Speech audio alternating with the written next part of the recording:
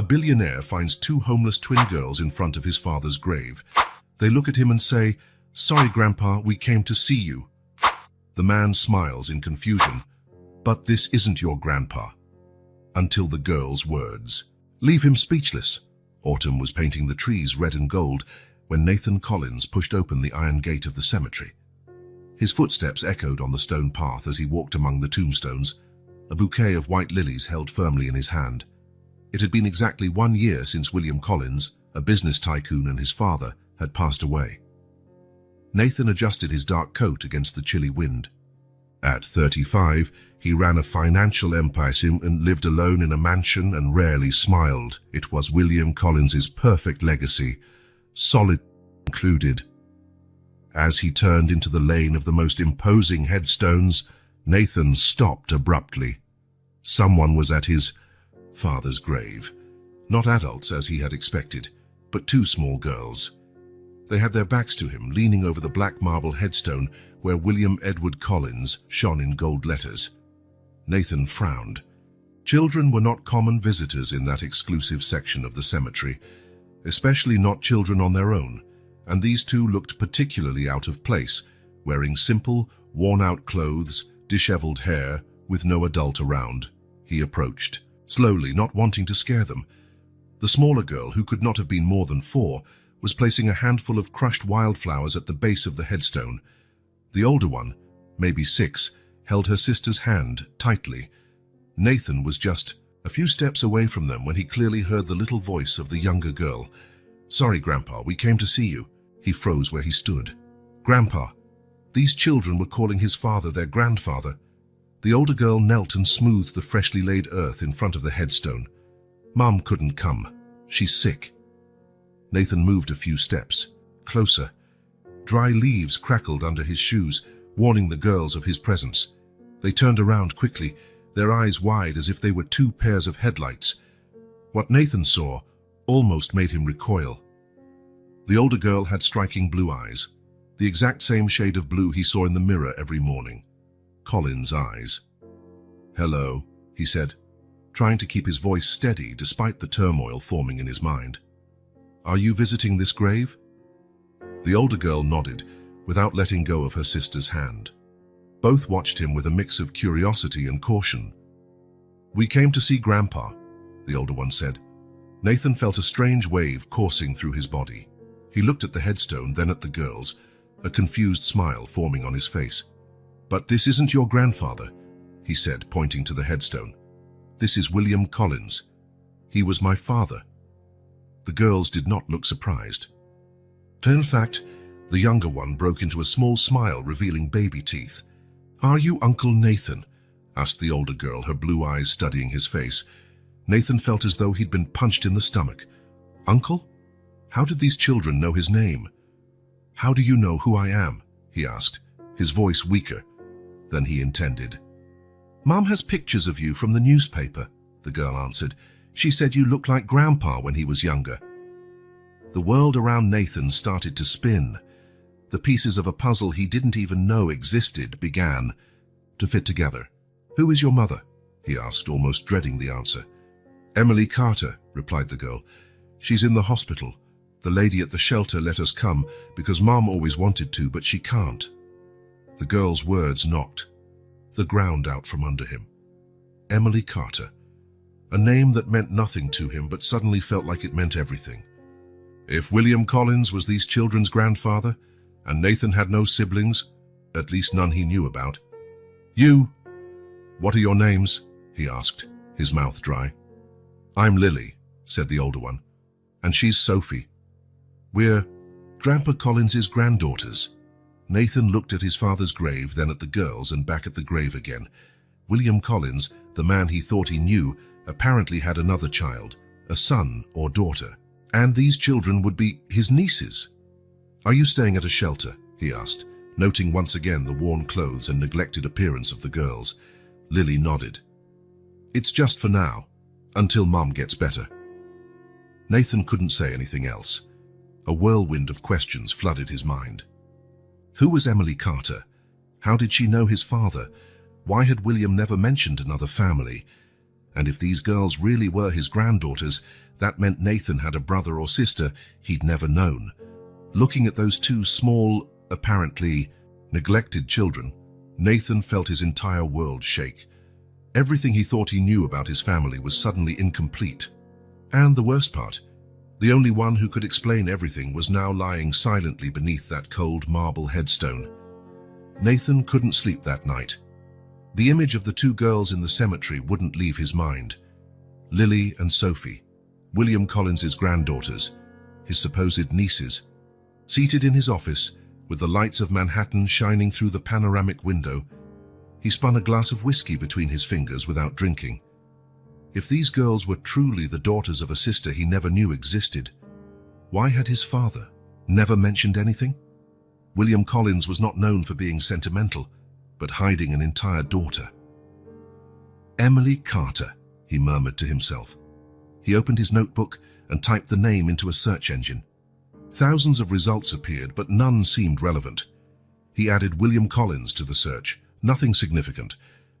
After a few minutes staring at the screen, Nathan made a decision. He picked up the phone and dialed a number he rarely used. "Frank, it's Nathan Collins. I need an urgent favor." Frank Dawson was head of security at Collins Enterprises, a former police officer William had hired years ago. If anyone could find information on Emily Carter, it would be him. "I need you to find everything about a woman named Emily Carter. She has two small daughters, Lily and Sophie. It seems they're in some shelter in the city. And Frank, be discreet." After hanging up, Nathan kept his gaze on the city through the window. Why did those girls affect him so much? Maybe because for the first time in years, something had broken through the bubble of predictability in which he lived. The cell phone rang at 7 in the morning. Frank had done his job efficiently. "Mr. Collins, I found your Emily Carter. She's 28, works as a nurse at Mercy Hospital. She's been admitted for 3 days with pneumonia. Her daughters Lily, 6, and Sophie, 4, are temporarily at the Hope Shelter in Brooklyn." "Are you sure it's the right person?" asked Nathan, already getting dressed. "Positive. I found her birth record. Mother is Margaret Carter, deceased 5 years ago, father not listed." Nathan felt a chill down his spine. "Send me all the details and the shelter's address." 30 minutes later, Nathan was driving his own car across the Brooklyn Bridge, something he rarely did. He usually preferred using his drivers, but today he needed privacy. He followed the GPS instructions to a neighborhood of old buildings and cracked sidewalks. The Hope Shelter was in a red brick building that had seen better days. Nathan parked and took a deep breath before getting out. What would he say? How? Would he explain his presence? More importantly, what would he do if he discovered the girls really were his nieces? At reception, a middle-aged woman with graying hair looked up from a stack of papers. "May I help you?" "Good morning. My name is Nathan Collins. I'm looking for information about Lily and Sophie Carter." The woman's expression changed instantly. "Mr. Collins, the girls mentioned they met someone at the cemetery yesterday, but..." She looked him up and down. "I never imagined it would be you, the Nathan Collins." "Yes, well, they were visiting my father's grave," he explained, uneasy with the recognition. "They seemed to think he was their grandfather." The woman hesitated. "I'm Martha Wilson, the shelter's director. Why don't you come to my office so we can talk?" In the small office with files piled up and a wilted plant on the windowsill, Martha indicated a chair. "The girls arrived 3 days ago, when their mother was hospitalized. Emily is alone with no close family. The little ones had nowhere else to go." "What about their father?" asked Nathan. Martha shook her head. "There's no father in the picture. From what I understand, Emily has raised the girls alone since birth." Nathan hesitated before his next question.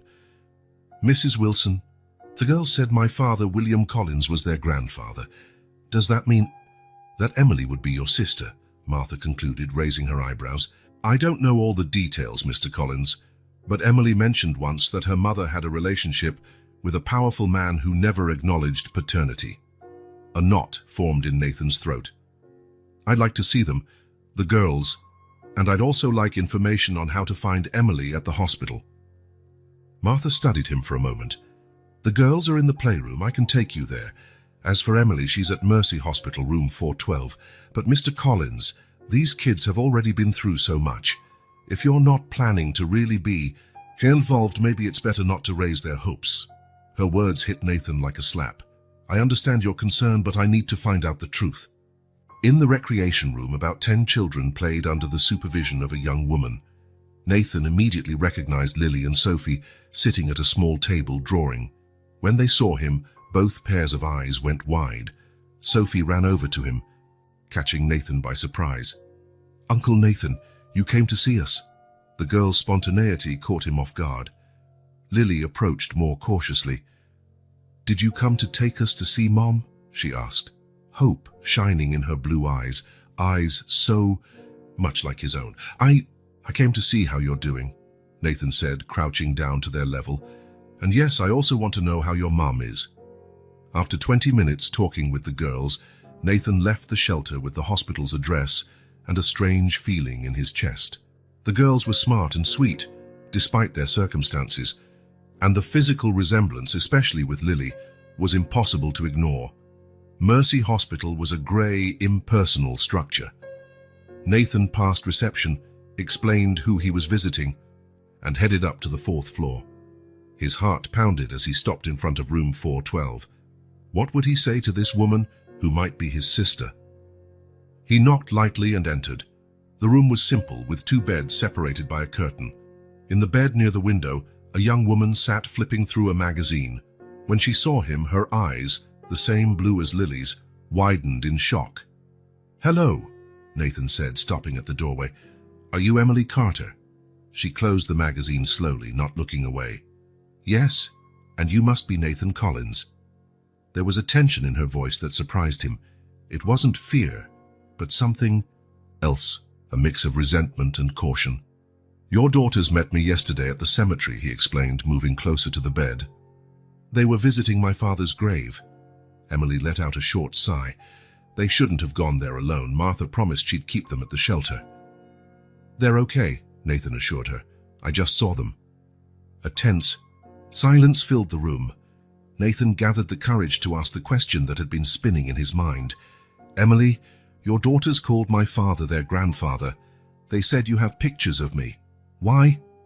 Emily stared at him for a long moment before responding. Her face was pale, with dark circles under her eyes, but there was a steadfastness in her expression. "Because William Collins was my father too, which makes you my half-brother."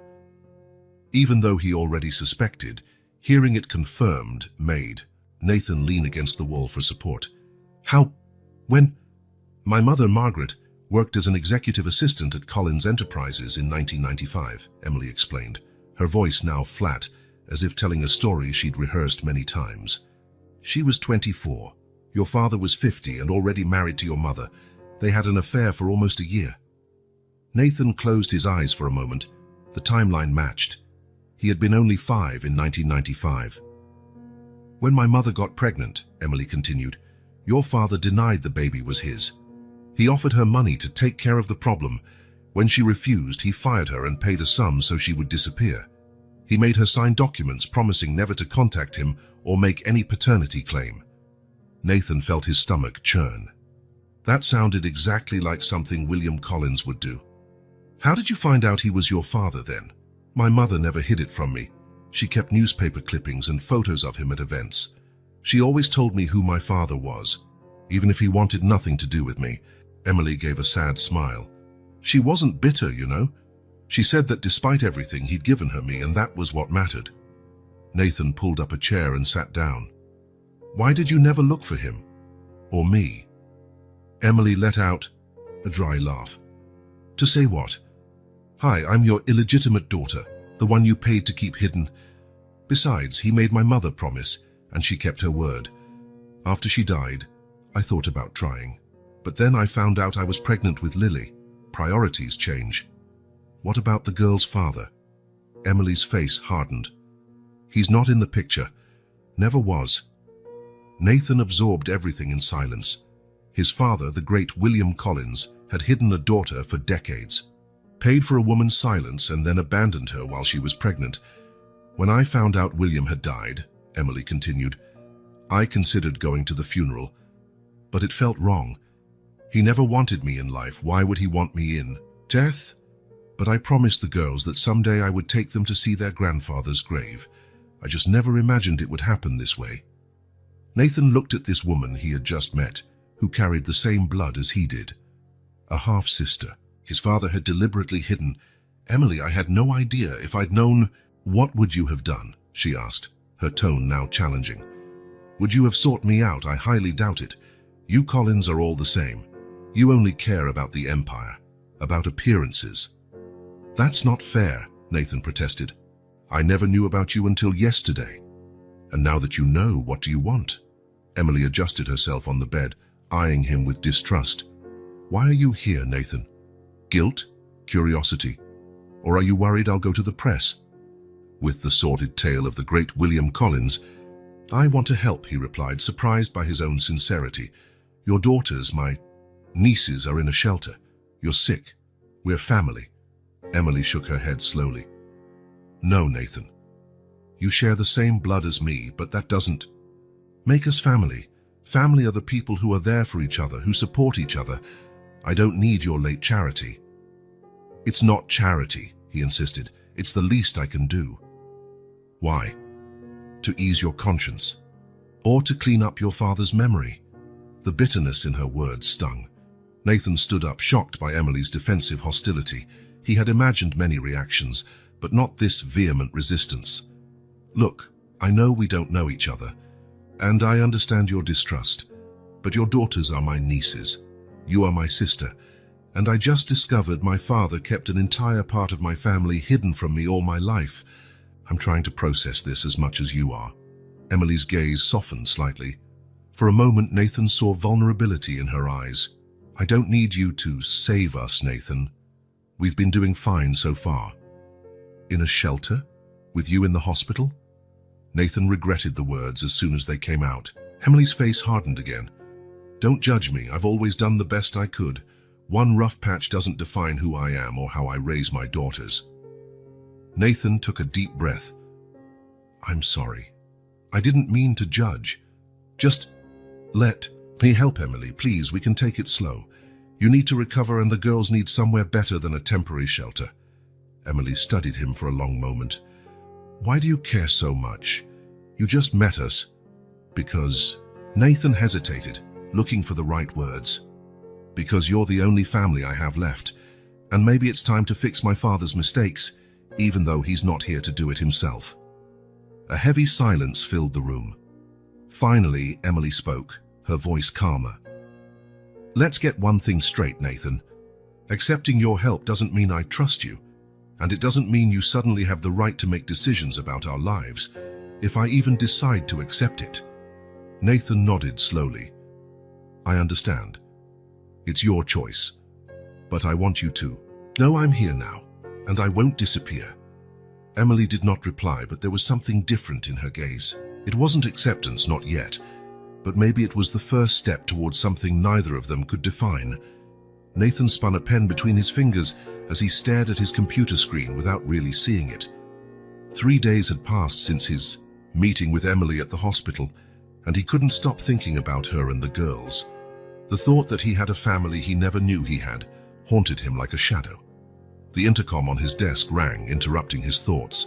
"Mr. Collins, Mr. Davidson from the board, is here for the 10 a.m. meeting."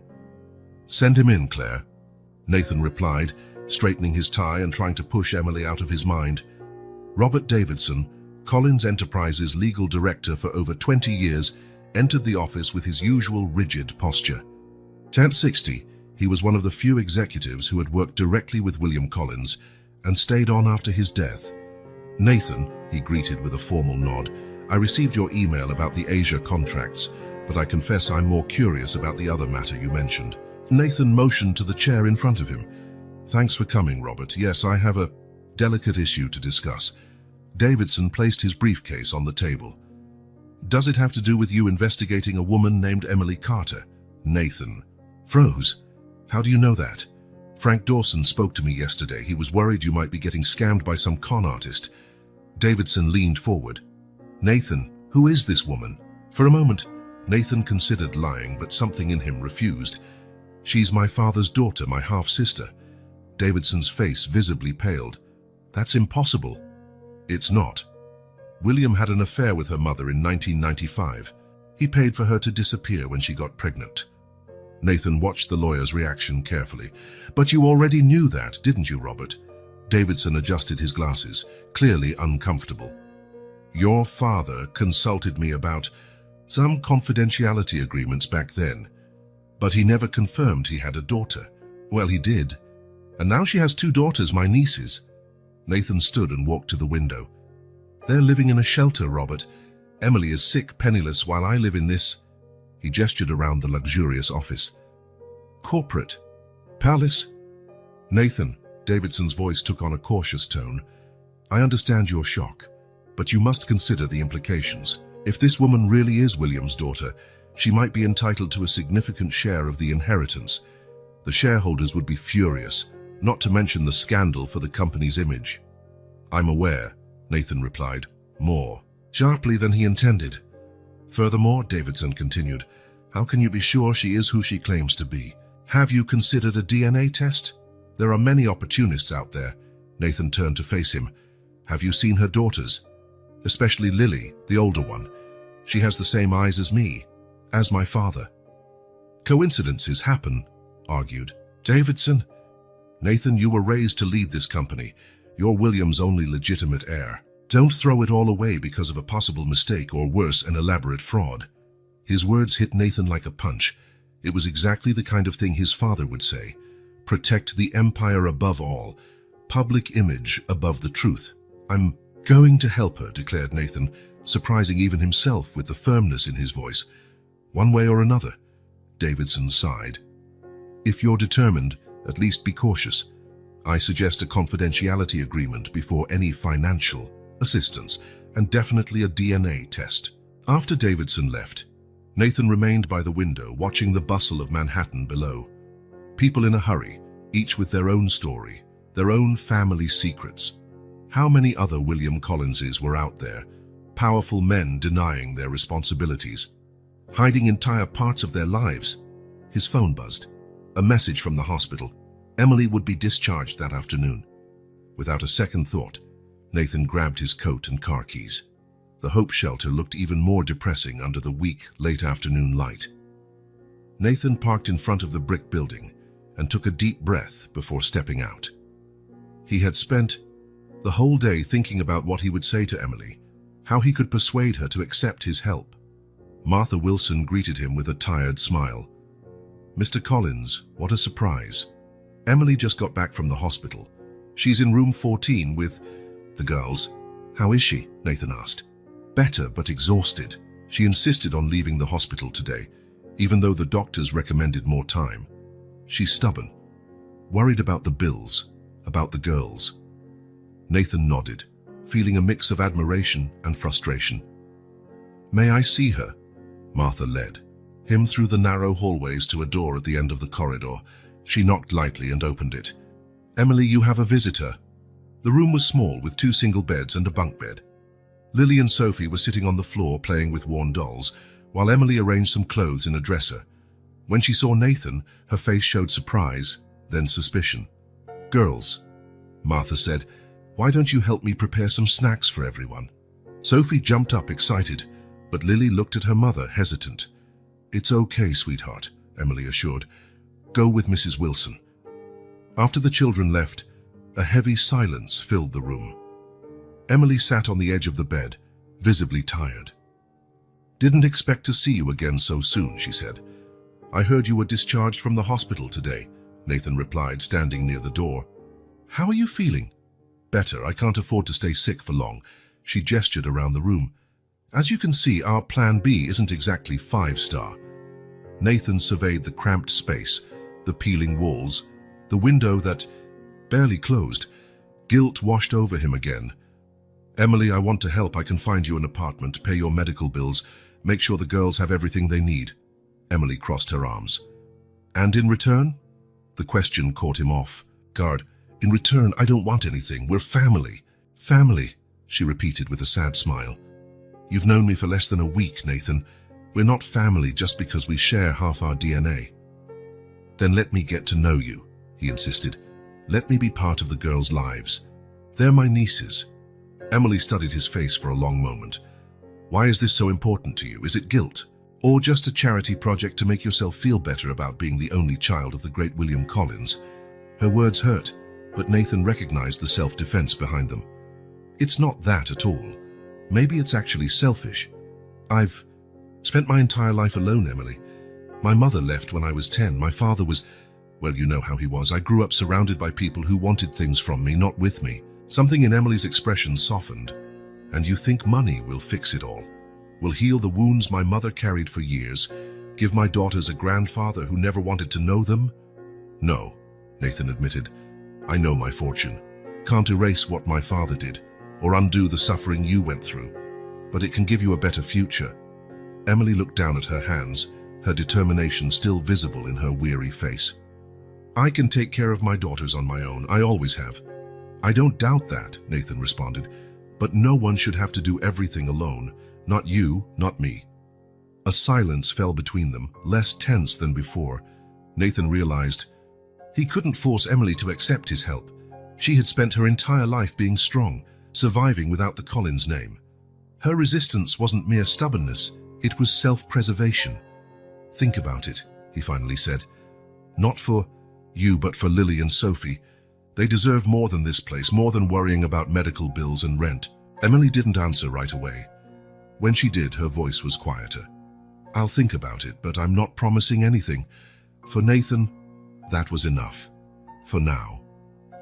He set a business card on the dresser. My personal number. Call me when you decide or if you need anything. Leaving the shelter, Nathan felt a strange mix of emotions. Part of him feared Emily would never call, that she would reject his help outright. Another part feared the opposite, that she would accept, and he wouldn't know how to be the brother she needed.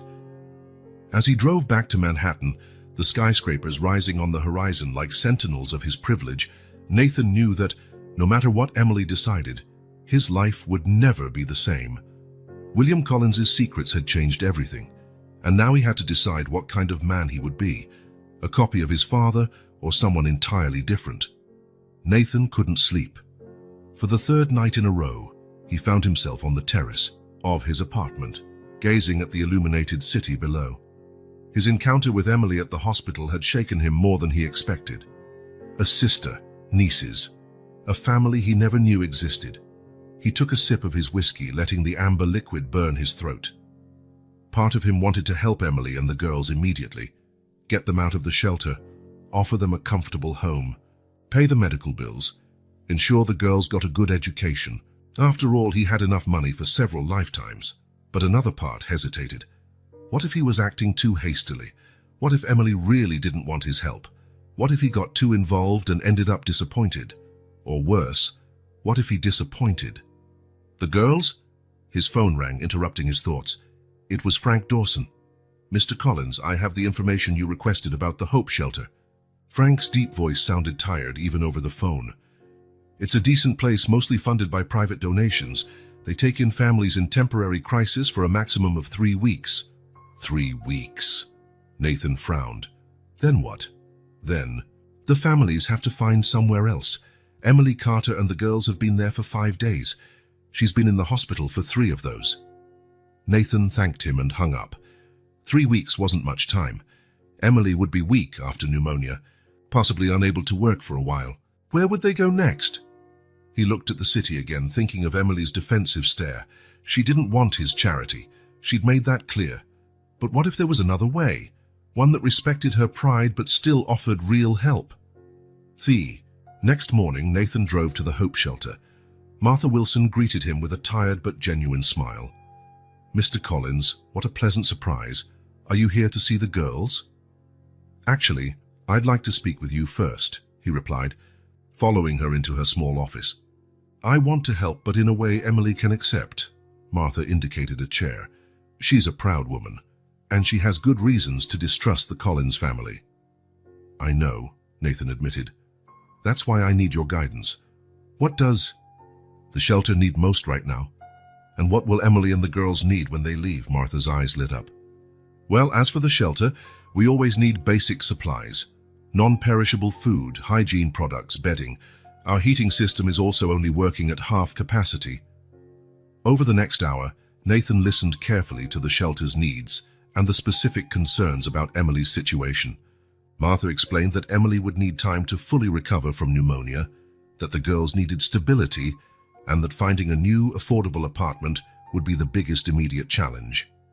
"Does she have any savings?" Nathan asked. Martha sighed. "Almost nothing. Nurses don't earn much, and being a single mother of two," she let the sentence trail off. When Nathan left Martha's office, he had a plan. It wouldn't be easy, and Emily would probably still resist, but it was a start. His first step was discreet, a substantial donation to the Hope Shelter, specifically earmarked for facility, improvements and supplies. When Martha tried to thank him profusely, he asked her not to mention the donation amount to anyone, especially Emily. The second step was more challenging. Nathan visited the hospital where Emily worked and met with the head of nursing, partially explaining the situation, that Emily was his newly discovered sister, that she was going through difficulties, and that he wanted to help without undermining her independence. "She's an excellent nurse," the supervisor stated, "but our department is facing budget cuts. We can't offer paid medical leave for more than 2 weeks." After a long conversation, they reached an agreement.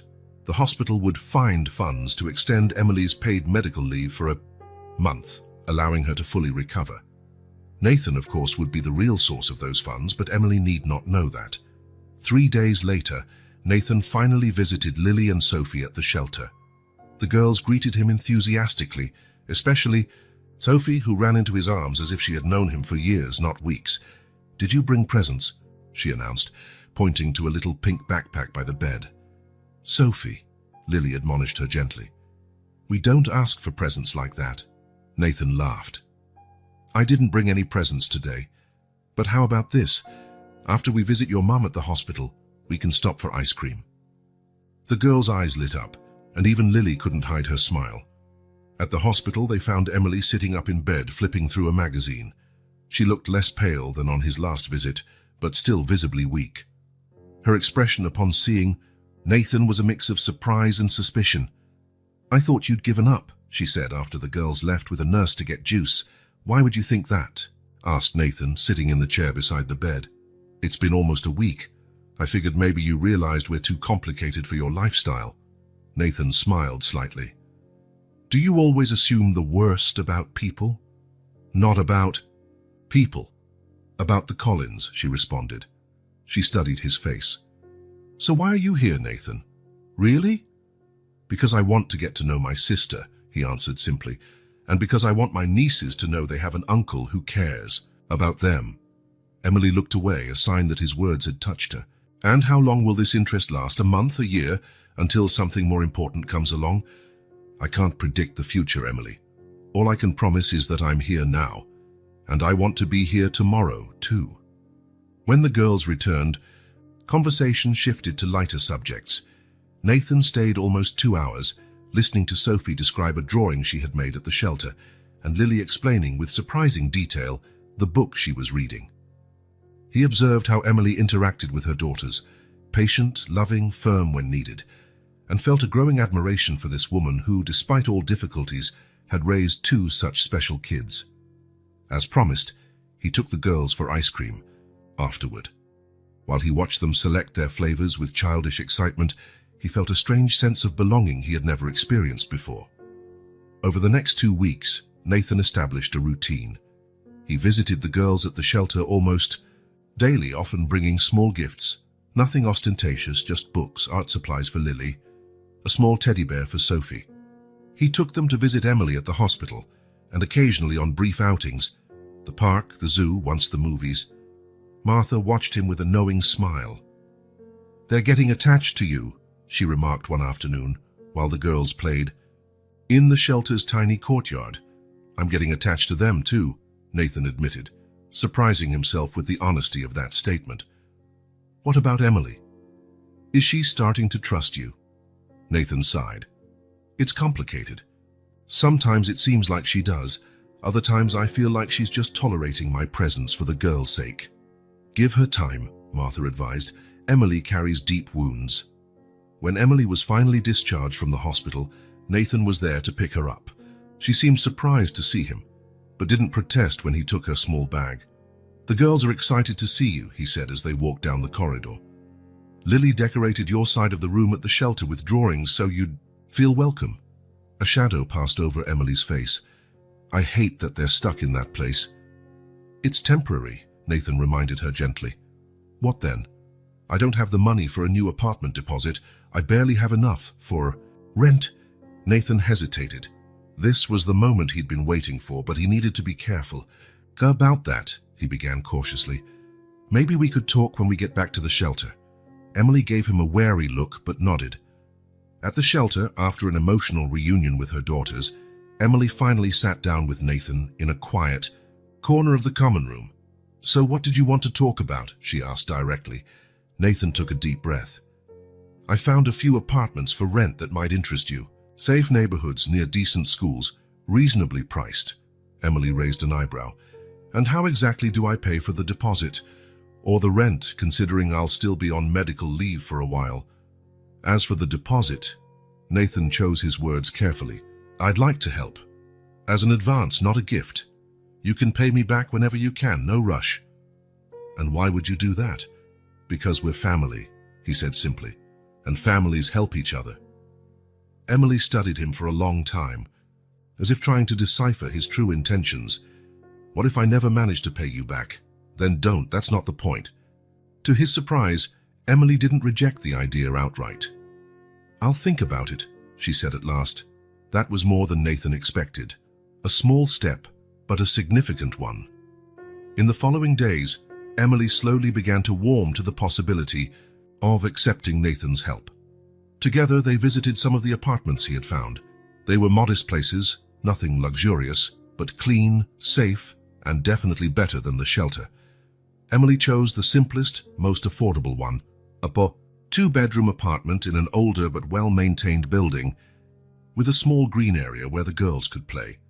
When Nathan handed over the check for the deposit and first month's rent, Emily seemed to struggle inwardly. This doesn't mean I agree with everything, she said, finally accepting the envelope. I will pay it back. I know, Nathan replied, resisting the urge to say it wasn't necessary. During the move, which mainly consisted of taking the few bags and boxes they owned, Nathan realized how little they really had. The apartment, though small, felt empty. We need furniture, he commented while Emily organized some clothes in a built-in closet. I'll buy it piece by piece, she replied. Beds are the most important right now. Everything else can wait. Nathan wanted to argue, to offer to furnish the entire apartment, but he knew that would be too much. Instead, he suggested, what if I bring some basic items? A table, chairs, maybe a couch. I have some extra furniture in storage. That wasn't entirely true, of course, but it sounded better than offering to buy everything new. Emily hesitated, but the thought of her daughters sitting on the floor to eat made her relent. Just the basics, she emphasized. The next day, Nathan arrived with a delivery truck carrying used furniture, recently purchased but intentionally made to look second-hand. A simple dining table with 4 chairs, a comfortable couch, a dresser for the girls' room, and a few lamps. Emily watched the delivery with an expression that was hard to read. These look pretty new for extras, she commented after the movers left. Nathan shrugged, trying to appear casual. They've been in storage for a while. Emily clearly didn't believe him, but to Nathan's surprise, she didn't argue. Instead, she said simply, "Thank you." It was the first time she had thanked him without reservations, and Nathan felt as if he had won a small battle. In the weeks that followed, Nathan continued his regular visits, now to the apartment instead of the shelter. He brought small gifts for the girls, and occasionally something practical for the home. Towels, kitchen utensils, a new coffee maker, when he noticed Emily's was on the verge of breaking. Each gift was chosen carefully so it wouldn't feel like an ostentatious display or charity, but a genuine gesture of caring. Gradually, Emily stopped protesting every new offer. One evening, after the girls were asleep, Emily served Nathan a cup of coffee in the small kitchen. "Why do you keep coming back?" she asked abruptly. The question caught Nathan by surprise. What do you mean? You've already done more than enough to ease any guilt you feel about what your father did. You don't have to keep doing this. I'm not here because of guilt, Emily, he replied, meeting her gaze. I'm here because you matter to me. We're strangers. You've known us for less than 2 months. Nathan took a sip of his coffee, thinking about how to explain. You know, I grew up in a huge house with everything money could buy, but I never felt like I belonged anywhere. My father was always working. My mother left when I was young. I was just lonely. Emily observed him closely, her usual hostility momentarily set aside. When I'm with the girls, when we're all here together, even with all the tension between us, he continued, it's the first time in a long time that I don't feel alone.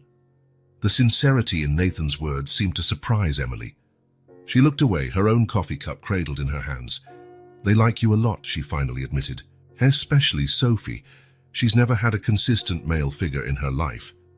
Does that bother you? Emily considered the question. It scares me, she confessed. What if you get tired of this? If you decide you have more important things to do, they'd be devastated. I won't disappear, Emily. That's what everyone says until it happens, she sighed. Their father promised the same thing. It was the first time she had mentioned the girl's father in any detail. Nathan sensed he was treading on sensitive ground. What happened with him? He asked softly. Emily shrugged. The classic story. A grand romance, big promises. When I got pregnant with Lily, I found out he was married. He denied the baby was his, said I was trying to trap him. She let out a bitter laugh. Like father, like daughter, I suppose. Seems I have a knack for choosing men like William Collins. I'm sorry, Nathan said genuinely. I kept going alone. When Sophie was born 2 years later, well, let's just say I don't learn easily. The same man, Emily nodded. He came back begging for forgiveness, saying he had divorced, that he wanted to be in Lily's life. He was convincing. Her face hardened. Until his wife, the same one he never divorced, called me when I was 6 months pregnant. Nathan felt a growing anger toward this man he didn't even know. Do the girls have any contact with him? None. He moved out of state soon after, blocked my number. The last I heard from him was a lawyer offering an agreement to relinquish parental rights in exchange for me never requesting child support. She shrugged. I signed. I didn't want anything from him anyway. The conversation left Nathan pensive. Emily had every reason to be distrustful, first abandoned by her father, then by her children's father. Men who promised and failed. I'm not like them, he said finally. Everyone says they're not like the others, Emily replied, but her tone was more weary than cynical. Then I'll have to prove it, Nathan declared. Day by day, when Nathan left the apartment that night, he felt he finally understood Emily's resistance better. He was also more determined than ever to show her he could be trusted, that he wouldn't vanish like the other men in her life. On his drive home, his phone rang repeatedly. His lawyer, trying to reach him with urgent news about the legal implications of his involvement with Emily and the girls. But for the first time in his professional life, Nathan turned off his cell phone, determined not to let anything interfere with what truly mattered. Tomorrow he would deal with lawyers and their concerns. Tonight, he just wanted to remember the look on the girls' faces when he promised he would come back over the weekend to help assemble the small bookshelf he had brought, and the rare, precious moment when Emily smiled at him without reservations as he said goodbye. Small steps, small gestures of trust. It was only the beginning, but for Nathan, it meant everything. It was a perfect Saturday morning. Blue sky, pleasant temperature, a light spring breeze. Nathan was waiting in the parking lot of Emily's building, tapping his fingers on the steering wheel of the SUV he had rented especially for the day. He had sent a message 2 days earlier, inviting Emily and the girls to spend the day together. To his surprise, after 24 hours of silence, she replied with a simple, "Okay." When Emily appeared with the girls, Nathan couldn't help but notice how different the children looked from the first time he saw them at the cemetery. Their clothes, though simple, were clean and well cared for. Lily had her hair in a neat ponytail, and Sophie wore a yellow polka dot dress that made her look like a little ray of sunshine. "Uncle Nathan!" Sophie yelled, running toward him.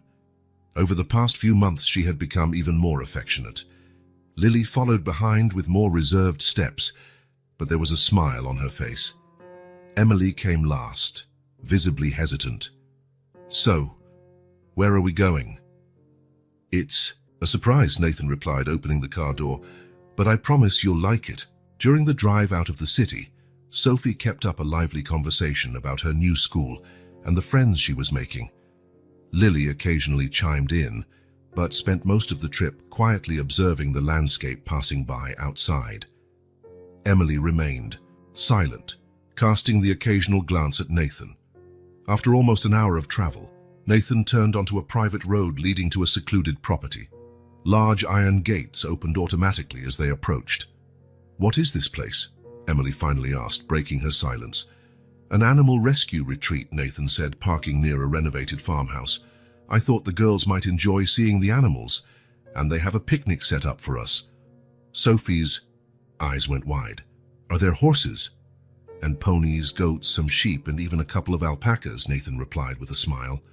"And the best part, we can feed most of them." Lily's face lit up too, though she tried to hide her excitement. "I've never seen an alpaca up close." Emily seemed surprised at the choice of outing. "How did you find out about this place?" "A friend mentioned it once. He brings his kids here every month to volunteer." Nathan shrugged. "It's nothing fancy, but I thought it would be fun." Emily studied his face for a moment. "I thought you'd take us somewhere fancy, or to an expensive amusement park." "I can do that next time if you prefer," he said as they pulled out their bags. "But I thought something quieter might be better for us to get to know each other." A middle-aged woman wearing rubber boots and a straw hat came out to greet them. "Mr. Collins, welcome. I'm Martha, the head caretaker, and these must be the girls you told me about. Ready to meet our four-legged friends?" The next few hours passed like a dream. Sophie squealed with delight at every new animal, while Lily proved surprisingly adept with them, especially a stubborn pony that, according to Martha, rarely let anyone near. Nathan watched Emily gradually relax, first just watching her daughters, then joining in the fun. When she laughed out loud, seeing Sophie try to imitate an alpaca's sound, Nathan felt something warm in his chest. It was the first time he'd really seen her happy. During the picnic, seated on a large checkered blanket under a leafy tree with a view of the horse pasture, conversation flowed more naturally than ever. "How did you know Lily would love the animals?" Emily asked as the girls explored a nearby vegetable garden with Martha. Nathan bit into an apple. "She has a lot of books about animals. I noticed the last time I was at your apartment." Emily looked surprised. "You paid attention?" Of course, why wouldn't I?" Emily was silent for a moment, fiddling with her sandwich without eating. Not even their father noticed what they liked. It was the first time she mentioned the girl's father. Nathan felt her tension, so he decided not to press it. "They're lucky to have you," he said simply. Emily looked at her daughters in the distance. "I always wanted to give them what I never had. Stability, presence. My mom did her best, but she worked so much." "What was your mother like?" Nathan asked quietly. Emily smiled, a sad and nostalgic smile. "Strong, stubborn. She never let herself cry in front of me, but sometimes I heard her at night when she thought I was asleep." "Because of my father?" Emily nodded slowly. "She loved him, you know. She really did. It wasn't just some starstruck employee in love with a powerful boss, like he probably told his lawyers." Nathan lowered his eyes. "He never told me anything about it, or anyone else as far as I know. He just acted like you never existed." A heavy silence settled between them. Emily took a deep breath before continuing. "My mom kept all the news about him, newspaper clippings, magazines. When he died, she'd already been gone 3 years, but I continued the habit. I guess part of me always hoped, I don't know, for some kind of acknowledgement, some sign." "I'm sorry," Nathan said, feeling the weight of a guilt that wasn't his, but which he carried anyway. "It's not your fault," she replied, as if reading his thoughts. "You were also a victim of his silence in a way." When the girls returned, carrying small pots with flower seedlings they'd planted in the garden, the conversation shifted to lighter topics, but something had changed between Nathan and Emily. A small barrier had fallen. Later, they fed the sheep together, and Nathan managed to snap a perfect photo of Emily laughing as a goat tried to eat her blouse. When he showed her the picture, she looked surprised. "I don't even remember the last time I saw myself smiling like that." "You should smile more," Nathan commented. "It suits you." A slight blush colored Emily's cheeks, and she turned her attention back to Sophie, who was calling them over to see a baby rabbit. On the drive back to the city, the girls fell asleep in the back seat, exhausted from so much activity. The silence in the car was comfortable until Emily spoke, her voice almost a whisper, so as not to wake her daughters. "I found something yesterday. I was organizing some boxes of my mother's stuff that were stored at a friend's place, and I found an envelope I'd never seen before." Nathan glanced at her briefly before focusing on the road again. "What kind of envelope?" Emily reached into her purse and took out a slightly crumpled manila envelope. "Letters and some documents my mother kept." She hesitated. "They're about your father and her. Things I didn't even know." Nathan felt his heart speed up. "Do you want me to see them?" Emily stared at the envelope for a long moment. "I do, but not here, not now. Could you come over to the apartment tomorrow night, after the girls are asleep?" "I'll be there," he promised. By the time they arrived at Emily's building, it was already dark. Nathan helped carry the sleeping girls up to the apartment. After tucking them into bed, he found Emily in the small living room. "Thanks for today," she said, for the first time sounding genuinely appreciative. "It was special for them." "And for you?" Nathan ventured. Emily smiled slightly. "Yes, for me too. You're not what I expected, Nathan Collins." "What did you expect?" "Someone more like your father, I guess," Nathan felt. Those words like an unexpected compliment. "See you tomorrow night, then." Emily nodded, clutching the envelope to her chest. "At 9. The girls will be asleep by then." The following night, Nathan arrived right on time. Emily opened the door wearing simple clothes, jeans and a blue t-shirt, with her hair loose, something he rarely saw. "They fell asleep quickly tonight," she said, inviting him in. They were exhausted from telling everyone at school about the animals. The living room was lit only by a corner lamp, creating a more intimate atmosphere. On the coffee table sat the manila envelope, along with 2 cups of tea. "I spent the day wondering if I should show you this," Emily admitted, sitting down on the sofa. "They're very personal things of my mother's. If you'd rather not, you don't have to," Nathan said, sitting at a respectful distance. Emily shook her head. "No, you have the right to know. It's your family, too." She took a deep breath. "Besides, I found something that might explain why your father never looked for us, even after he was widowed." Nathan watched as she opened the envelope carefully, as though handling delicate relics. She pulled out a few sheets of paper, some yellowed with age. "This is a letter my mother wrote to William, but never sent. It's dated 2 weeks before she was let go," Emily explained, handing the letter to Nathan, whose hands trembled slightly as he took it. The handwriting was delicate and clear. Nathan began to read silently. "William, I know what I'm about to say will change everything between us, but I can't keep this secret any longer. I'm pregnant. I know this isn't what we planned. Actually, we never planned anything beyond those stolen moments in your office and that hotel in Chicago. But it happened, and now we need to decide what to do. I love you, William. I've been discreet about our relationship, as you asked. I understand your position, your family, but this baby is part of both of us, and I can't pretend it doesn't exist." The letter went on, alternating between declarations of love and pleas for understanding. Nathan felt a lump in his throat as he imagined the young woman writing those hope-filled words, not knowing what fate awaited her. "She never sent it," Emily explained. "She decided to tell him in person. That's when he offered her money to solve the problem."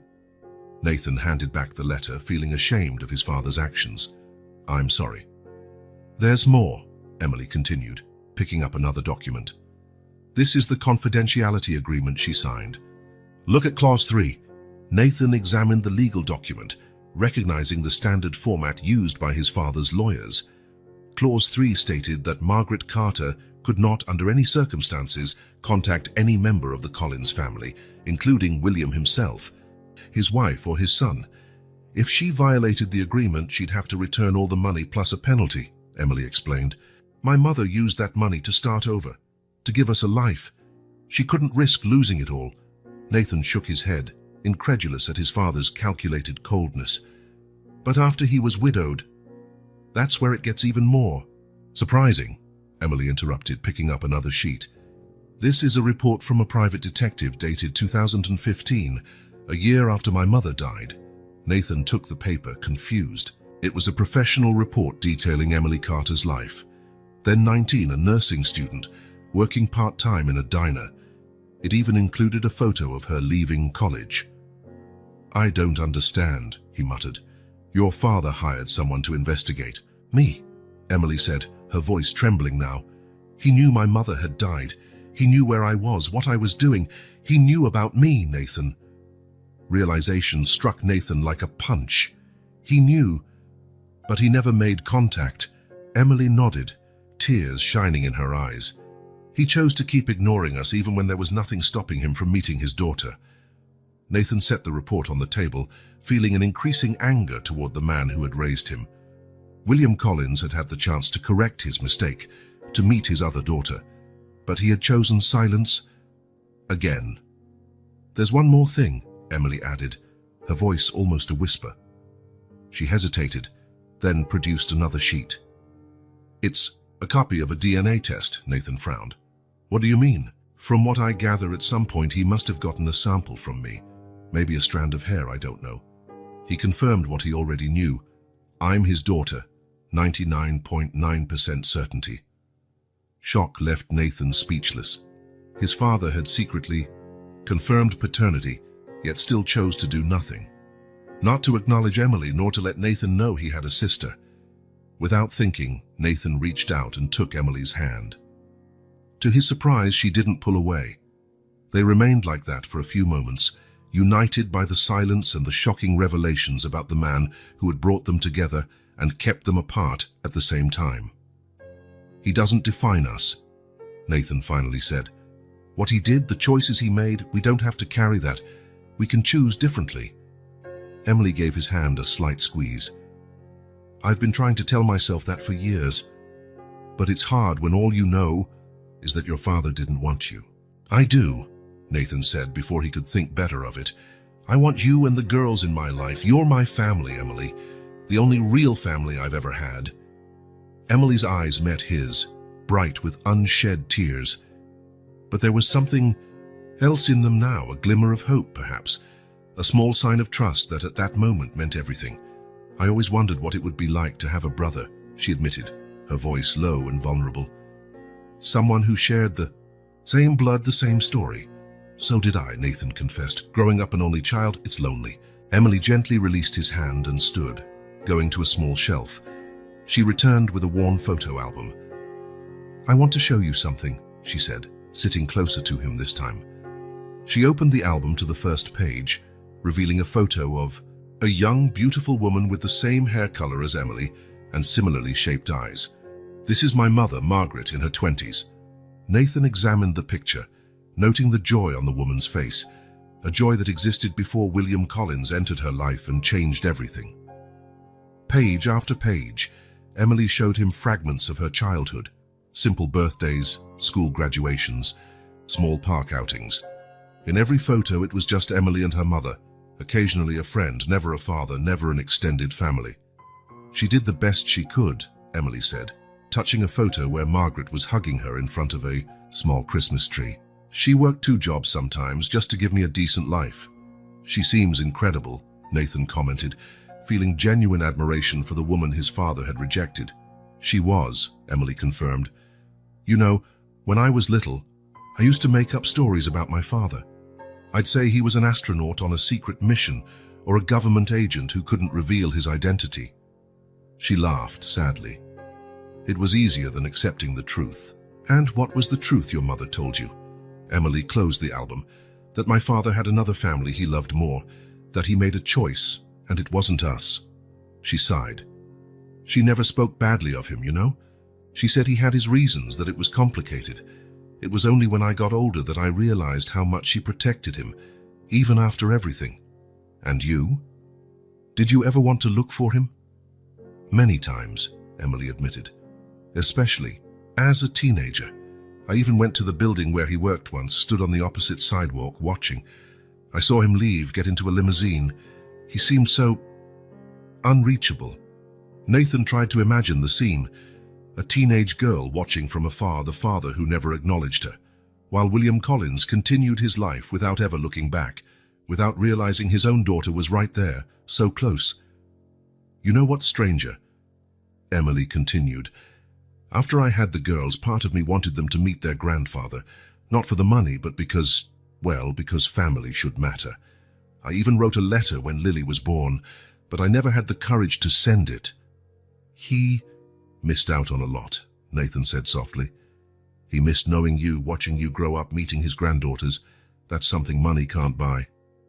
Emily nodded, silent tears now rolling down her cheeks. Nathan hesitated only a moment before moving closer and gently hugging her. She stiffened at first, but soon relaxed in his arms, allowing herself, perhaps for the first time, to cry over the rejection she had carried all her life. It's all right, he murmured, holding her as silent sobs shook her body. We're not alone anymore. When Nathan left the apartment that night, something fundamental had shifted between them. The revealed documents and the shared stories had built a bridge across the chasm William Collins had left. Emily and Nathan were no longer strangers bound. By a genetic accident, they were at last beginning to become a family. And as he drove home, Nathan realized that for the first time in a long while, he no longer felt alone in the world. The little girls he had met at the cemetery and the sister he never knew he had were slowly filling the emptiness William Collins had left in his life. It was only a beginning, a first genuine gesture of trust, but for Nathan, it meant everything. Nathan stared at the city through his office window. The view of Manhattan was stunning, gleaming skyscrapers, the river in the distance, millions of lives moving in sync. It was an empire of concrete and glass, not unlike the empire William Collins had built and left to him. The phone rang for the fourth time. It was Davidson again, insisting on discussing the board's serious concerns about his involvement with Emily and the girls. Nathan let it ring until it went to voicemail. In recent weeks, something had changed in him. The night Emily showed him her mother's documents, the proof that William Collins knew about his daughter, had done a DNA test, and still chose to deny her, had awakened something in Nathan. Anger, yes, but also resolve. He would not be like his father. He would not make the same mistakes. He sat in his leather chair, turning to face the photo on his desk. It was an image he had taken at the animal rescue retreat. Sophie laughing as she petted a rabbit, Lily focused on brushing a pony, and Emily watching her daughters with a gentle smile. He'd had it framed the week before, replacing the formal picture of his father that had always occupied that spot. The contrast could not be more striking. William Collins had always looked at the world through the lens of profit and expansion. Family was a social obligation, a name to be maintained and protected. Until a few months ago, that had seemed normal to Nathan. It was all he knew.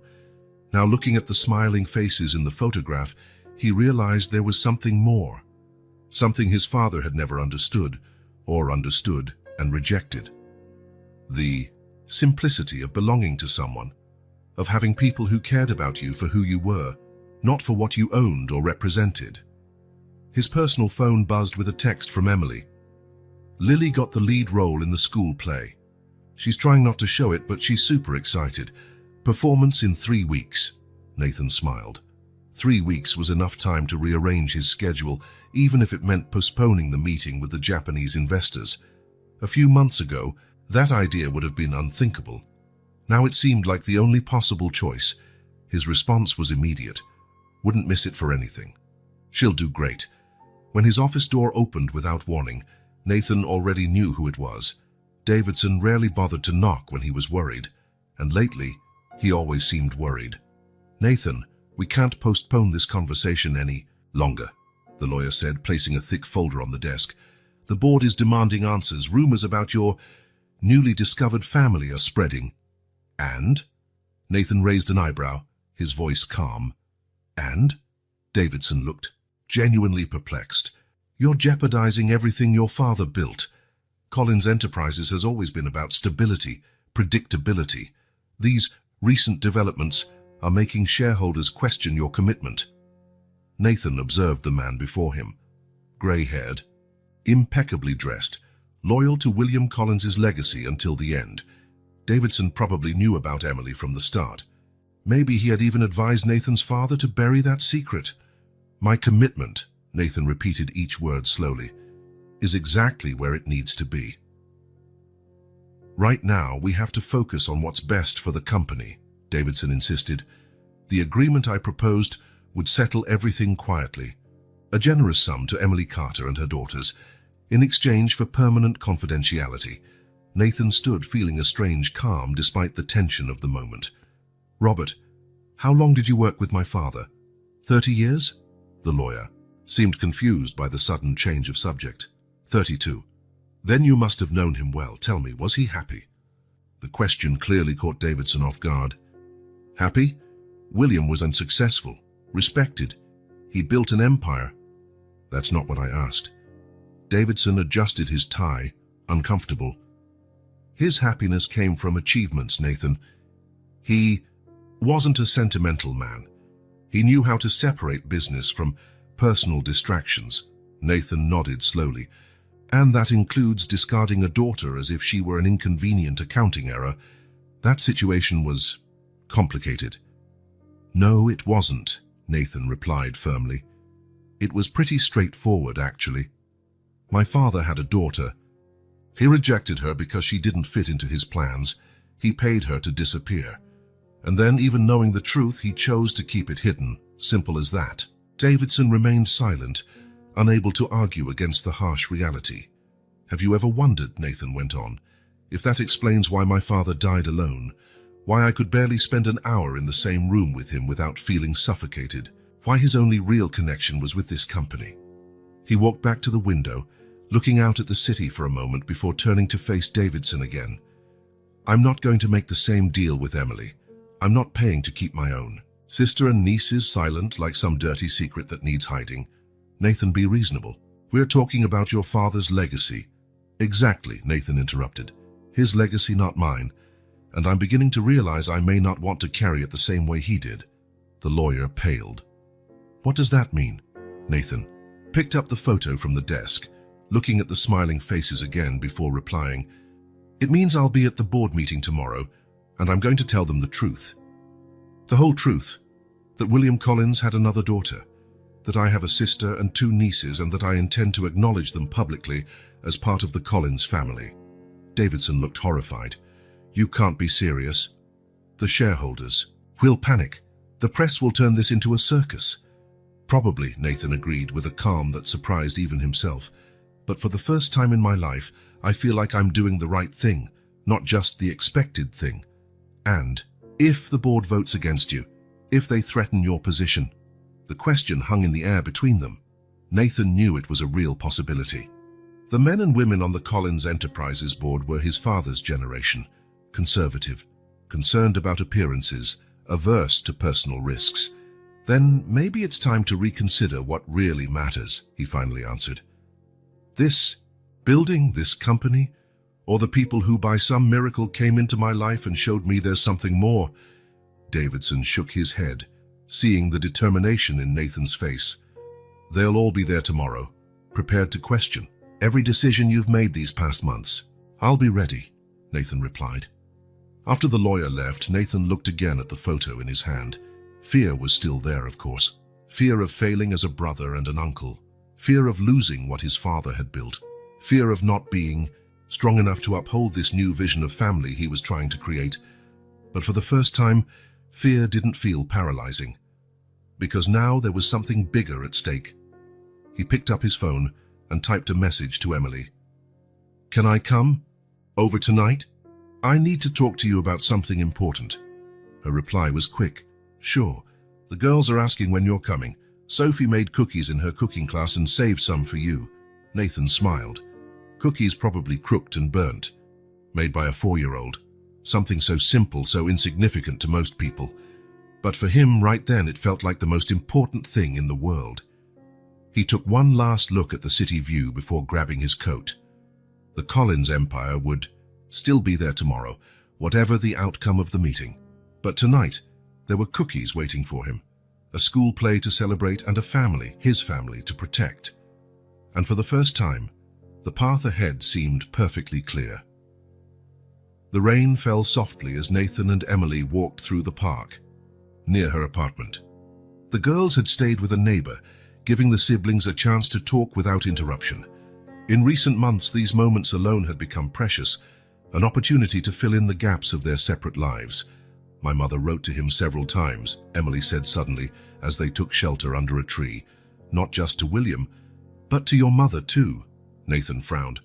"To my mother? You never mentioned that before." Emily shrugged, looking at the puddles forming on the path. "I didn't think it would matter. After all, no one replied." "How do you know that?" "I found the drafts. She kept copies of everything." Emily stuck her hands in her jacket pockets. "They were desperate letters, Nathan, telling them about the pregnancy, asking only for some acknowledgement, not necessarily money. She even sent a newborn photo of me."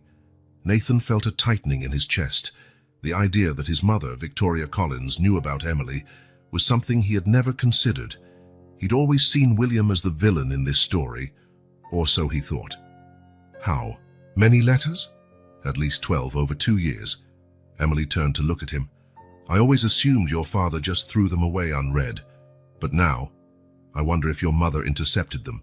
The suggestion hit Nathan like a punch. Victoria Collins, the always proper and cold matriarch, who had left the family when he was 10. She had always blamed William's infidelities for the separation. She never mentioned a pregnant mistress. "I need to check something," he said, his mind already churning with possibilities. "Do you have copies of those letters?" "Some of them. Want to see them?" Nathan nodded. "And I need to visit." "My parents' old house." The Collins mansion had remained virtually untouched since William's death. Nathan rarely went there, preferring his apartment in the city.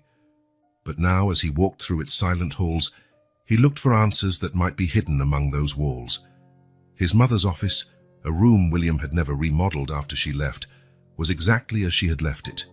Shelves of books, an elegant desk, and that mahogany chest that was always locked in the corner.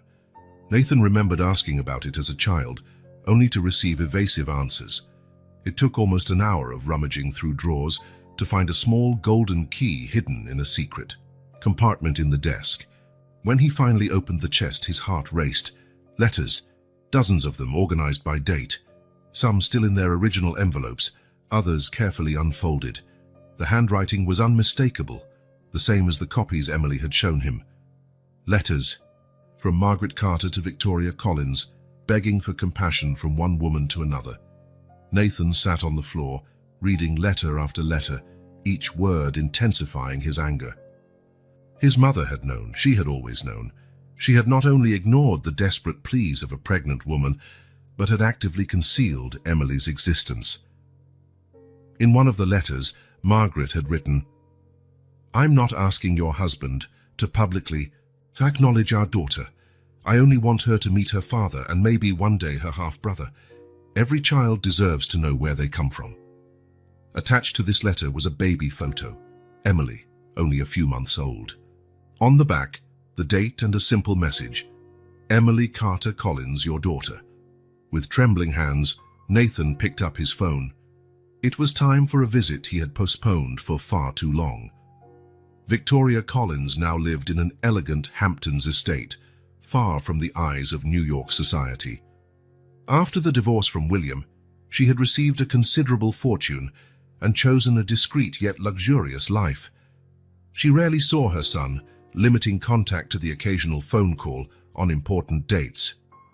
When Nathan arrived unannounced, he found her exactly as he imagined, sitting in the sunroom drinking tea as if nothing in the world could disturb her serenity. At 65, Victoria maintained the austere elegance that had always defined her. Perfectly dyed hair, flawless posture, controlled expression. "Nathan," she said with mild surprise. "What an unexpected visit." He did not respond to the formal kiss she offered. Instead, he set a bundle of letters on the tea table. "What are these?" she asked, though her eyes revealed she already knew. "Letters from Margaret Carter. All addressed to you. All about Emily, the daughter father had with her. My half-sister. Victoria took a sip of her tea, as if needing time to organize her thoughts. I see you've been digging through old things. Are you not going to deny it then? Deny what exactly? Her voice remained calm, almost clinical. That your father got a secretary pregnant. That she tried to use the child to get money. It's an old story, Nathan. The coldness of her response fueled Nathan's anger further. She didn't want money. She just wanted Emily to meet her father, to know who he was. Victoria shifted in her chair, finally meeting his eyes. She wanted much more than that. She wanted legitimacy, recognition, a share of the Collins fortune. So what if she did? Nathan raised his voice. Emily was his daughter. She had just as much right as I do. Don't be naive, Victoria retorted, dropping her serene facade. You think she was the only one? Your father had affairs constantly. If we opened that door, we'd soon have dozens of women claiming they had his children. But Emily was actually his child. You knew that. You had her photos. There's no denying the resemblance. Victoria averted her gaze. I did what was necessary to protect our family. Protect, Nathan almost shouted. You destroyed part of it. You condemned an innocent child to grow up without a father, a woman to raise her daughter alone. I did what any mother would do, Victoria responded, her voice hardening. I protected my son. I protected your future, your inheritance. My inheritance, Nathan repeated bitterly. That's what this is about? Money? Don't oversimplify, she shot back. It was about your place in the company, in society. William was weak. If he acknowledged an illegitimate child, he'd soon divide everything among multiple offspring. I wouldn't let your future be jeopardized. Nathan shook his head, incredulous. So while you fought with father over his infidelities, you simultaneously hid the consequences of one of them. What kind of hypocrisy is that? Victoria stood up, clearly shaken. You don't understand how it was. Our marriage was already falling apart. If that woman and her child officially entered our lives, I would lose everything. William might have left me for her. So it wasn't about protecting me, Nathan concluded, disappointment evident in his voice. It was about you. I did what I thought was best at the time, Victoria insisted, her voice trembling slightly now. And afterward? After you and father split? After he died? Why did you never tell me about Emily? Victoria hesitated, and for the first time Nathan saw something in her eyes he'd never seen before. Guilt. It was too late, she said quietly. What good would it do? Reopen old wounds?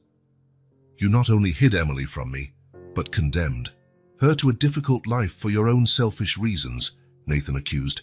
Do you know how she grew up?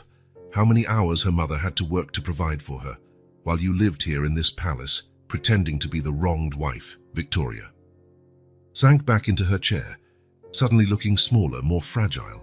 I was afraid, she confessed in a low voice. Afraid of losing everything if William acknowledged the other daughter. Afraid you'd hate me if you found out. Then, I just didn't know how to tell you.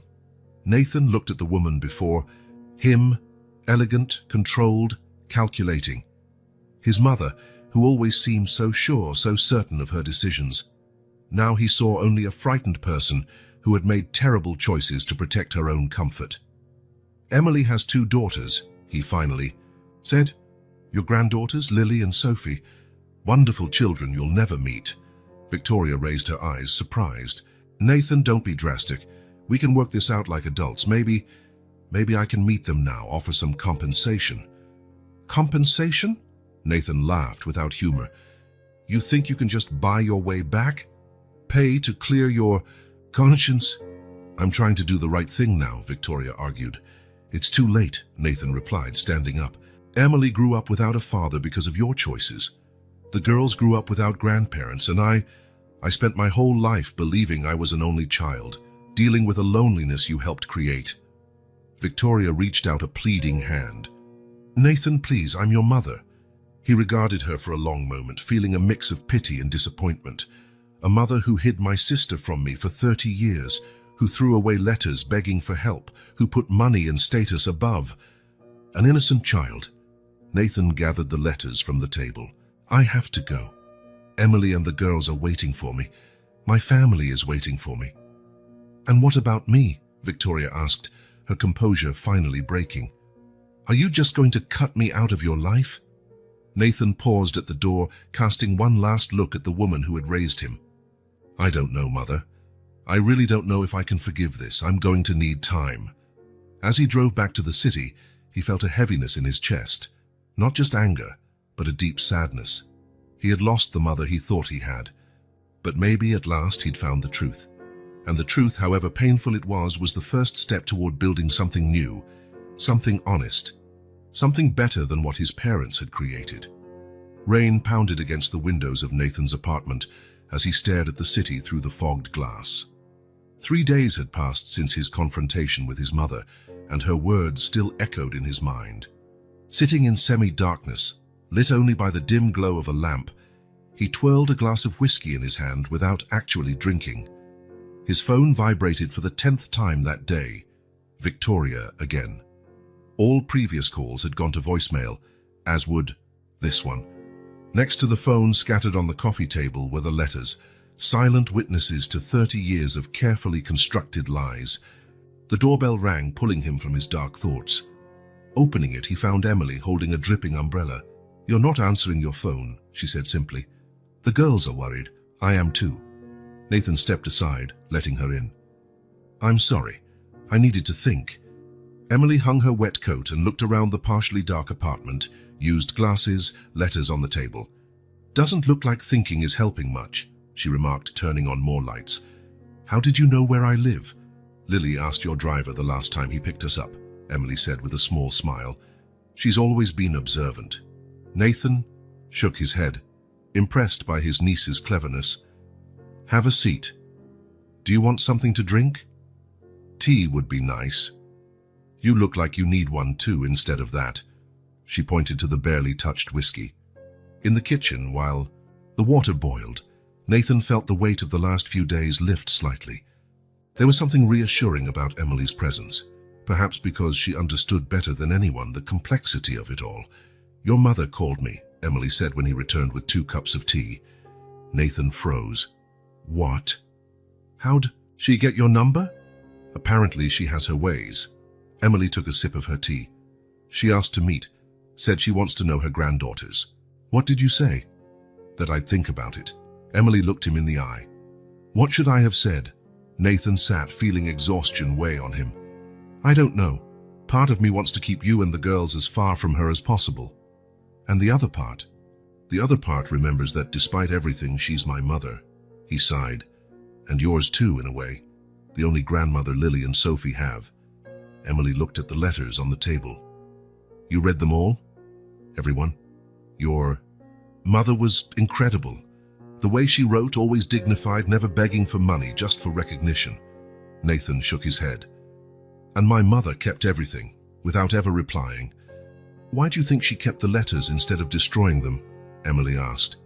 The question took Nathan by surprise. He hadn't considered that. I don't know, he admitted. Maybe guilt? Or maybe she was never fully at peace with her decision, Emily suggested. People are rarely all good or all bad, Nathan, even when they do terrible things. Nathan looked at his sister with a new understanding. Despite everything Victoria had done, Emily wasn't judging her as harshly as he was. How can you be so balanced about this? She denied your existence. She threw away any chance for you to meet your father. Emily thought for a moment. I spent years being angry. At your father, your mother, the system that let a wealthy man just discard his responsibilities. But anger, it just consumed me from within. It changed nothing. She gently touched one of the letters. When I had the girls, I realized I needed to decide who I wanted to be, what example I wanted to set, resentment or forgiveness, bitterness or hope. She met Nathan's eyes.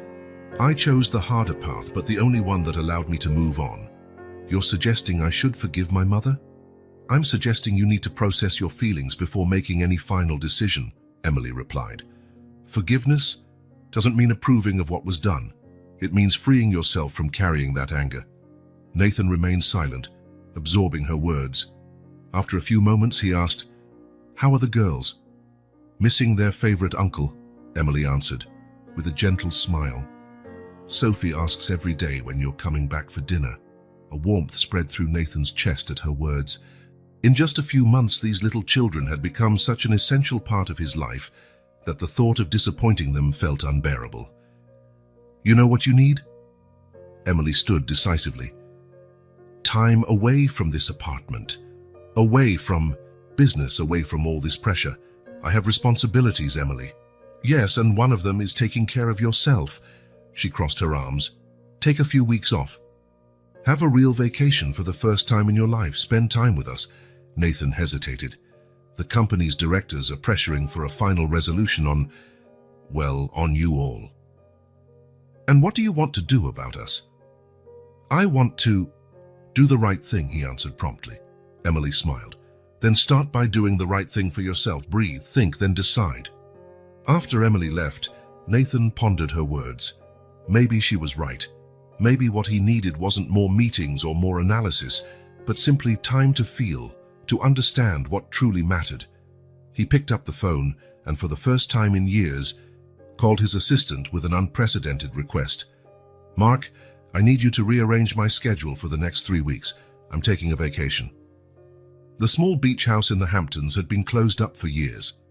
It had been in the Collins family for generations, but William rarely used it, preferring luxurious hotels for his few vacations. Nathan had fond memories of the place. It was one of the few where his family seemed almost normal before his parents' marriage fell apart. The idea of taking Emily and the girls there came naturally. It wasn't ostentatious like the family's other properties, just a simple house overlooking the ocean with direct beach access, perfect for children, away from the chaos of the city and the obligations waiting for them. Is this really yours? Sophie asked, her eyes wide as she ran from room to room. Actually, it's ours, Nathan replied, watching his niece's excitement. It belongs to the Collins family, and your Collins too. Emily, unloading in the kitchen, paused when she heard those words. It was the first time Nathan had included them so directly in the family legacy. The following days passed in a peaceful bubble of simplicity. Mornings on the beach, building sandcastles with the girls. Afternoons exploring the small coastal town or reading under the gentle autumn sun. Evenings playing board games or watching movies, all piled together, on the big living room sofa. For Nathan, it felt like discovering an entirely new life. No meetings, no constant phone calls, no pressure about decisions affecting thousands of jobs. Just him, his sister, and his nieces, living moments he never imagined could be so fulfilling. One such moment occurred on the beach, when Lily, normally reserved, sat next to him as they watched Sophie chase seagulls. Uncle Nathan, she began seriously, are you going to stay with us forever? The innocent question struck right to the core of his reflections. Why do you ask that, Lily? She drew circles in the sand with her finger. Because important people always leave. Nathan felt a pang in his heart. Who left, Lily? Dad did. The grandpa we never met. Mom's grandma. Adults always promise to stay, but then they disappear. In that moment, Nathan truly understood the impact of abandonment across generations. William had abandoned Emily. The girl's father had abandoned them. And now Lily feared the same pattern would repeat. Lily, I can't promise to be physically present every single day, he answered carefully, but I can promise that I'll always be your uncle. I'll always be part of your life. I'll always be a phone call away if you need me. That's a promise I won't break. The girl studied him for a long moment, with that intensity so reminiscent of Emily. Do you really promise? With all my heart, Nathan replied, extending his pinky. Lily hooked her pinky around his, sealing the pact with the seriousness. Only a 6-year-old could grant a promise. That night, after the girls were asleep, Nathan and Emily sat on the porch, watching the waves in the moonlight. Lily asked if I'd stay forever, he commented. Emily sighed. She's afraid to get attached. After their father left, she became more cautious with her feelings. I promised I'd always be in her life, Nathan said. It's a promise I intend to keep. Emily smiled. I know you will. You're not like them, Nathan. You're not like our father or the girl's father. How can you be so sure? You've only known me a few months. Because I've seen them. Men like our father, who see people as disposable pawns in their power games. She looked him in the eye. You could have done the same. You could have offered us money in exchange for silence. You could have simply disappeared from our life. But you're here, building sandcastles with my daughters and making promises you plan to keep. Nathan felt a weight lift from his shoulders. When I found the girls at the cemetery, I thought it was just guilt over something my father did. But now, he searched for the right words. Now I realize you're the family I've always wanted. A real connection, not based on obligations or appearances, even with all the problems we bring, especially with them, Nathan replied, smiling. Real people have real problems. That's what makes them, well, real. When they returned to the city after 2 weeks, Nathan was different, calmer, more centered, and absolutely sure about his next steps. The Collins Enterprises conference room was full when Nathan walked in. Directors, lawyers, and his mother, all waiting to discuss the situation, as they had carefully labeled it. Victoria Collins looked older since their last encounter. Her face, normally impassive, showed signs of sleepless nights and constant worry. When her eyes met Nathan's, he saw something rare in them, uncertainty. Davidson, ever formal, began the meeting with a detailed account of the family situation and its potential implications for the company. Documents were handed out, numbers presented, hypothetical scenarios laid out. Nathan listened patiently. When it was finally his turn to speak, he rose calmly. I appreciate the thorough analysis, Robert, but let's address the central point. I discovered I have a sister, Emily Carter, my father's daughter with Margaret Carter. Emily has 2. Our daughters, my nieces, Lily and Sophie. He looked directly at each person in the room. These aren't hypotheses or possibilities. They're facts. Davidson cleared his throat uncomfortably. Nathan, no one is questioning the biological relationship. The question is how to handle this situation in a way that protects the company and its legacy. The situation, as you call it, was created by my father, who chose to deny his own daughter, Nathan said, his voice resolute, and was perpetuated for 30 years by my mother, who hid the truth even from me. Victoria paled visibly. Nathan, we've already talked about this. I did what I thought was best at the time. Yes, we did talk, and I've spent the last few weeks thinking it over. Nathan opened a folder in front of him.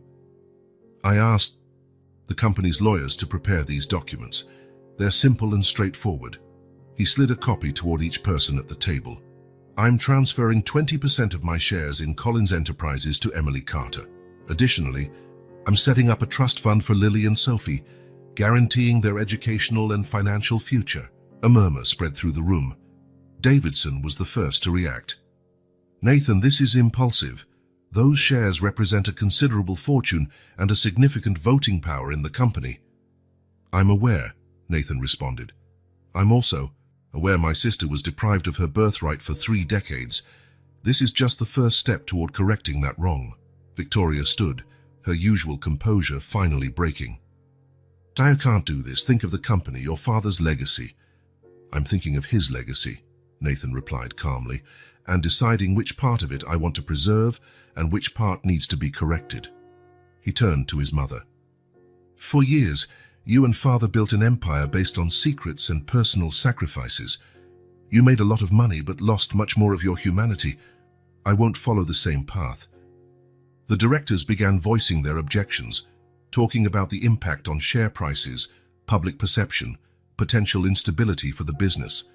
Nathan listened patiently, then spoke again. My decision is made. The documents are prepared and will be filed today.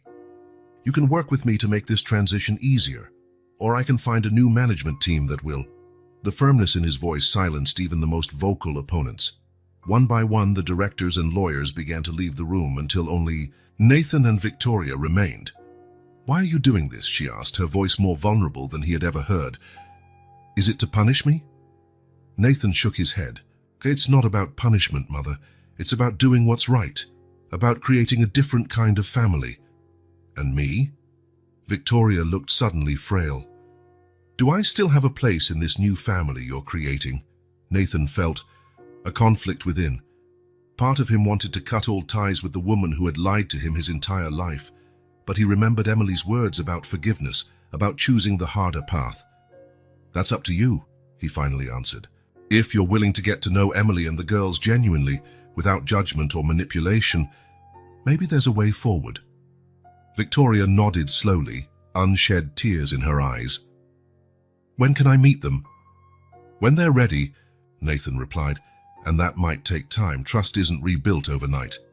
A week later, Nathan parked his car in front of an elegant house on a quiet street in Brooklyn. It wasn't a mansion, but a spacious, comfortable home with a small front yard and a backyard. Perfect for a family with 2 young children.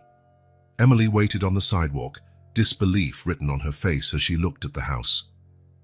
"You're joking, right?" she asked when he approached. Nathan handed her a folder.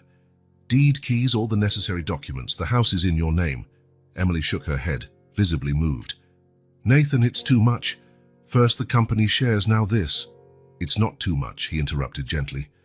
"It's what should have been yours from the start. A fair share of the Collins legacy." "I don't know what to say." "Say, you'll accept, that you'll leave that cramped apartment and give the girls a yard to play in, their own rooms, a safe neighborhood." Emily looked again at the house, then at her brother. "Why? Why are you doing all this?" Nathan smiled. "Because we're family. Because Lily and Sophie deserve stability, and because you deserve a new beginning." At that moment, the girls ran out of the car. Sophie immediately clung to Nathan's legs, while Lily gazed at the house with wide eyes. "Are we going to live here, Uncle Nathan?" Sophie asked, jumping with excitement. "Yes, Princess, this is your home now," Lily approached cautiously. "Forever, forever," he confirmed, remembering the promise he'd made on the beach. Emily finally smiled, giving in to the emotion of the moment. "Want to show us around, former owner?" As they walked up the path, Nathan felt a calm certainty settle in his heart. Collins Enterprises would go on, adapting to the changes he had put in motion. His mother would have time to reflect on her choices and perhaps someday build bridges with the family she had denied. As for him, he finally understood where his true legacy lay. Not in the buildings bearing the Collins name, not in bank accounts or corporate shares, but in the bonds he was forming with these 3 people who had come into his life so unexpectedly. In Lily, with her precocious wisdom and observant eyes. In Sophie, with her contagious joy and spontaneous hugs. And in Emily, the sister he never knew he needed, whose strength and capacity for forgiveness inspired him to be a better person. As he watched the girls dart from room to room, exclaiming over their new bedrooms and the swing in the backyard, Nathan realized he had found something far more valuable than any fortune, a place where he truly belonged. A family built not out of obligation or blood alone, but by choice, by effort, by genuine love. It was a new beginning for all of them. A future free from the secrets and lies of the past, a path rooted in the trust they had carefully nurtured. Conversation by conversation, moment by moment, Emily approached him as they watched the girls explore the backyard. "Thank you," she said simply, her voice full of emotion. "Not just for this," she gestured to the house, "but for not giving up on us when it would have been so easy to do so." Nathan smiled, feeling a peace he had never known before. "I should be the one thanking you, for showing me that family is so much more than a name or an inheritance. Here's where you find your home." As the sun began to set, painting the sky in oranges and pinks, Nathan knew he had finally found his true inheritance, not in the company vaults or in his father's business dealings, but in the smiles of his nieces and the acceptance of his sister. An inheritance no amount of money could buy, and one no secret from the past could ever destroy.